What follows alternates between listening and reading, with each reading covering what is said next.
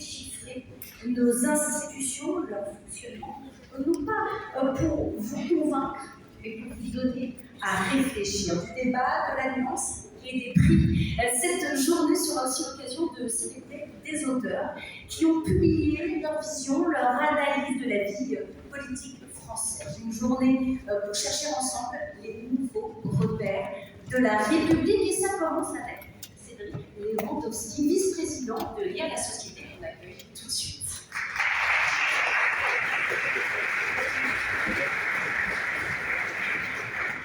Merci. Bonjour à tous, mesdames, messieurs les ministres, mesdames, messieurs les parlementaires, chers amis.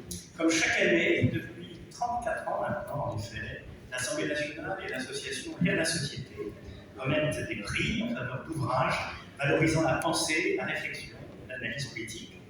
Je tiens à remercier bien sûr chaleureusement notre haute enseignure, la présidente de l'Assemblée nationale, Mme Yael Braun-Pivet, mais également avoir une pensée pour deux anciens présidents de l'Assemblée nationale, récemment disparus, Jean-Louis Debré et Louis Mermaz, auxquels Roselyne Bachelot et Bernard Cazeneuve rendront hommage en fin de matinée. Ils étaient des amoureux de politique et du livre. Je sais qu'ils avaient à cœur de transmettre cette double passion. Ils ont été des soutiens résolus et constants tout au long de cette aventure partagée. Alors, nous avons décidé effectivement de placer cette nouvelle édition sous le thème des nouveaux repères de la République. Il n'y a rien de si puissant qu'une République où l'on observe les lois, non pas par crainte, non pas par raison, mais par passion, écrivait Pierre-Jean de Béranger, qui fut député et surtout le plus grand chancelier du XIXe siècle. Si la France et la République ont une vieille histoire en commun, de plus de 200 ans maintenant, la passion semble s'être lentement éteinte et les lois sont de plus en plus contestées à mesure que la société se fragmente et se transforme sous l'influence de révolutions aussi nombreuses que diverses. La journée du livre politique ne pouvait pas faire abstraction de cette histoire d'amour chahuté. Pour réconcilier les Français et la République, il est aujourd'hui nécessaire de retrouver un cadre commun, des valeurs partagées, bref, de se retrouver ensemble dans l'expérience républicaine. Alors comment se fait l'opinion? Comment gouverner dans une société marquée par de nombreuses formes de radicalité?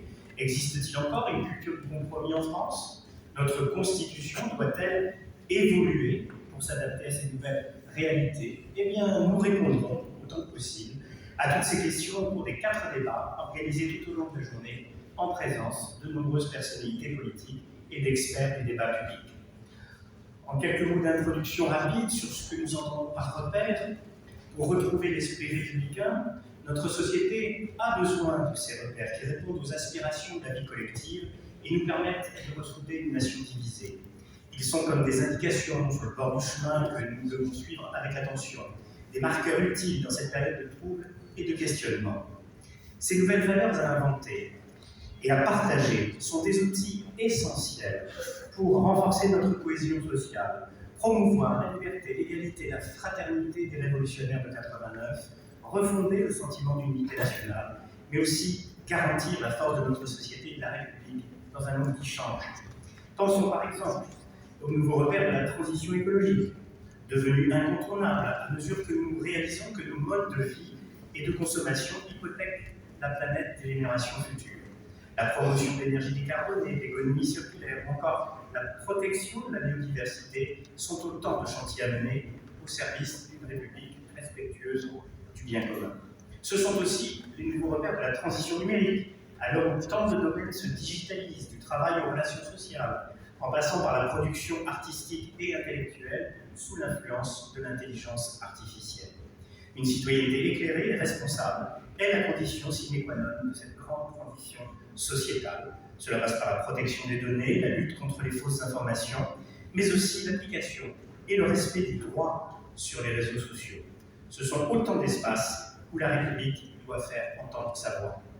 Ces nouvelles valeurs républicaines ne viennent pas remplacer la Déclaration des droits de l'homme et du citoyen, elles sont au contraire de nouvelles branches apparues sur un tronc solide, gage pour ceux qui y croient, le chérissent et y veillent depuis tant d'années, qu'après les crises récentes, le printemps apportera une forme de renaissance républicaine que nous sommes si nombreux à appeler de nos vœux, et d'abord dans cette grande maison qu'est l'Assemblée nationale.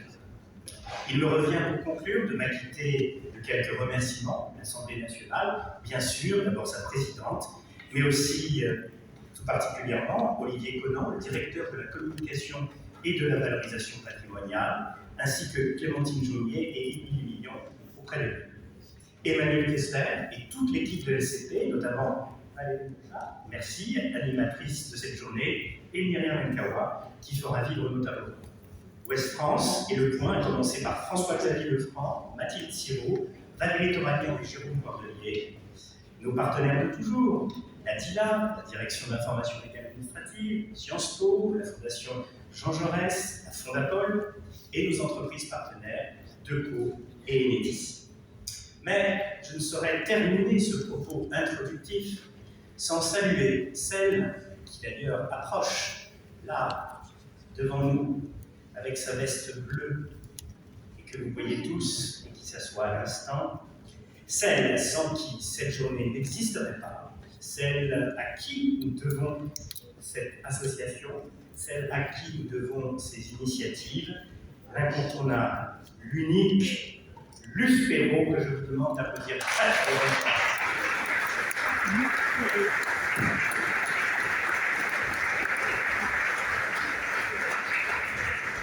Et enfin, bien sûr, merci à tous de votre présence. Passez une très belle journée du dimanche politique. Merci à tous. Et maintenant, le premier échange de cette journée, un face-à-face. Un face-à-face entre Brice Ceinturier, directeur général délégué de l'Institut de sondage Ipsos, et Françoise Fressoz, éditorialiste. Au Monde, tous les deux, vous allez nous présenter des chiffres, résultats d'un sondage, et vous nous direz comment les interpréter. La parole est à vous. Bonjour à tous. Sondage très intéressant pour ouvrir cette journée, consacrée un peu à cette sorte de déstabilisation qu'on vit tous par rapport à l'évolution de la vie politique. Est-on encore attaché à nos institutions? Quel intérêt avons-nous encore pour la politique? Résultat très intéressant de ce sondage qui a été commandé par la journée du politique à Ipsos saisie. Et Brice, première question. On a beaucoup entendu parler ces dernières années de